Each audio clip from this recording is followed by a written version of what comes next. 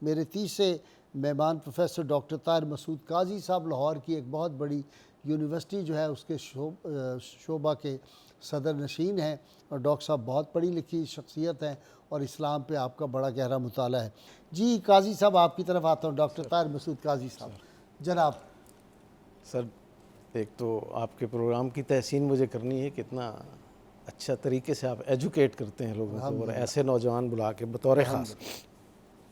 سچی بات یہ ہے کہ ان کی گفتگو کے بعد مجھے یارہ نہیں ہے بات کرنے کا۔ آپ ٹھیک کہہ رہے ہیں، ایسی خوبصورت گفتگو۔ ہوئے ہوئے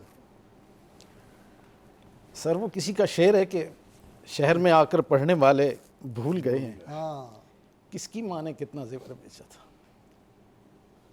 ہوئے ہوئے ہوئے ہوئے ہوئے ہوئے شہر میں آ کر سارے بچے بھول گئے کس کی ماں نے کتنا زیور بیچا تھا۔ ہائے ہائے۔ سر ہر ماں اپنے بچے کے ساتھ محنت کرتی ہے اور بہت محنت کرتی ہے، لیکن جس طرح ان کی ماں نے محنت کی اور انہوں نے اپنے ماں باپ کے ساتھ ایک تعلق نبھایا، بہت مثالی بات ہے، بہت ہی مثالی بات ہے۔ اسلام دین رحمت ہے اور یہی سکھاتا ہے۔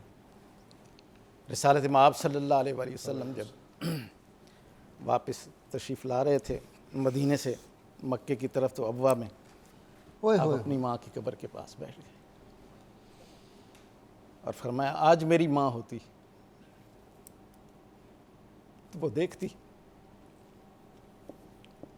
سید الانبیاء صلی اللہ علیہ وآلہ وسلم اپنی ماں کی قبر کے پاس بچوں کی طرح بلک کر روک رہے ہیں۔ ایسے ہی تھا سر یہ تعلق ہے اور یہی سکھانا چاہیے اپنی اولاد کو، لیکن یہ تب ہوگا نا کہ جب ہم بھی اپنی اولاد پر توجہ دیں گے، ہم بھی اولاد کے ساتھ وہ محبت بتائیں گے جیسے ان کی ماں نہیں اٹھتی مصلے سے، ماں مصلہ بچھائے گی تو بچہ اس طرح علی رضا میں کرنا۔ سبحان اللہ سبحان اللہ، یہ بڑی ضروری باتیں۔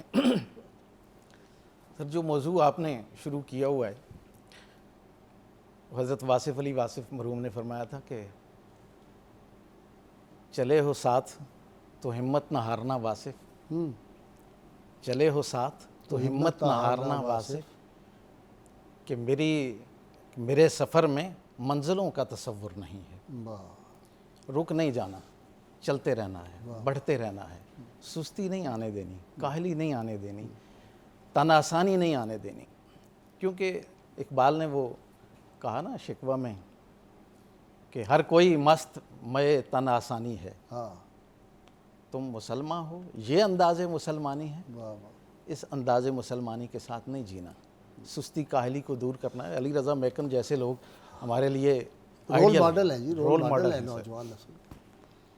ایسا ہی ہر نوجوان کو کرنے کی ضرورت ہے، اور یہ اسلام تو ایسا دین ہے جو متحرک دین ہے، اس میں اسٹیٹک پوزیشن نہیں ہے، متحرک رہنا ہے، ڈومینیٹنگ ہے۔ وہ مجھے یاد آ رہا ہے، میں نے پڑھا کہ سیدنا عمر فاروق رضی اللہ تعالیٰ عنہ نے دیکھا ایک آدمی کو کہ وہ ذرا سستی سے چل رہا ہے، تو انہوں نے اسے پکارا اور اسے کہا کہ بھائی اسلام مریل نہیں ہے، اسلام زندہ دین ہے۔ واہ واہ واہ واہ۔ اور دوسرے کو دیکھا اور اسے کہا کہ ظالم تو اس طرح چل رہا ہے اتنی مریل سی پوزیشن میں، تو ہمارے دین کو مار ڈالے گا۔ کیا مطلب ہے کہ دین کی نمائندگی کرتے ہیں ہم، بینگ اے مسلم، اگر ہم کلمہ گو ہیں تو ہم دین کی نمائندگی کر رہے ہیں، ڈگنیفائیڈ ہونا ہے۔ اور ایک شخص کو تو آپ نے درا مارا ہے، کہا تمہیں پتہ نہیں ہے تم کس محلے سے گزر رہے ہو؟ دیکھا نہیں ہے وہ شہنشاہ ایران کے دربار میں جاتا ہے ایک آدمی، کپڑے اس کے عام ہیں، وہ جا کے نیزہ گاڑ دیتا ہے، اتنے کانفیڈنس سے جاتا ہے۔ اللہ اکبر۔ حضرت جعفر طیار نے کیا خوبصورت خطبہ دیا۔ تو آپ دیکھیں کہ یہ اسلام اس طرح کا دین ہے، اسلام بندے کو نیچے گرنے نہیں دیتا، یہ گروں کو اٹھاتا ہے۔ خود رسول کریم علیہ الصلوۃ والسلام جب حضرت شاہ ولی اللہ نے ایک بات لکھی ہے کہ مکے سے جب آپ مدینہ تشریف لے گئے تو وہ جو باغوں میں کام کرنے والے لوگ تھے نا، انہوں نے حضور سے رابطہ کیا تھا، یا رسول اللہ ہمیں اس غلامی سے نکالیے۔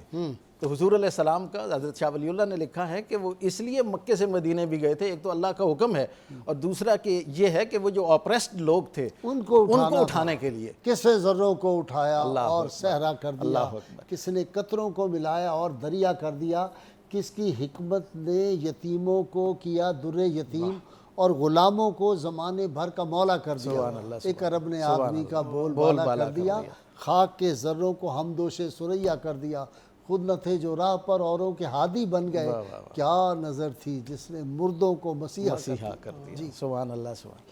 تو سر اسلام تو گروہوں کو تھامنے کے لیے آیا ہے, سستی کاہلی کے ساتھ ان کو عضو معطل نہیں بناتا, اور یہی کام کرنا ہے ہمارے نوجوان نے, اور ہماری جو ہم اسلام کے نمائندے بنتے ہیں اور ہمیں کلمہ گو ہیں, تو ظاہر ہے ہم میں سے ہر ایک اسلام کا امبیسڈر ہے. کہا جی ڈاکٹر صاحب ہمارے ڈاکٹر بھی جو ہیں ان کو بھی یہ خیال ہو جائے کہ وہ غریبوں کا علاج, جو غریب نہیں فیس دے سکتے ان کو, جہاں میں نے دیکھا غریب مرے ہوئے لوگ آتے ہیں, ڈاکٹر کہتا ہے یہ 5,000 روپیہ ہی میں تو فیس لینی ہے. یہ بھی کوئی خیال کرے, ڈاکٹر ڈاکو بن گئے. یہ ایک صوفیانہ عمل ہے جو یہ کر رہے ہیں اس طرح کا نا جی. صوفیاء یہی سکھاتے ہیں کہ آپ کے پاس آپ کو تنگی آ گئی رزق کی, تو آپ گیونگ شروع کر دیں, شیئرنگ شروع کر دیں, لوگوں کو دینا شروع کر دیں.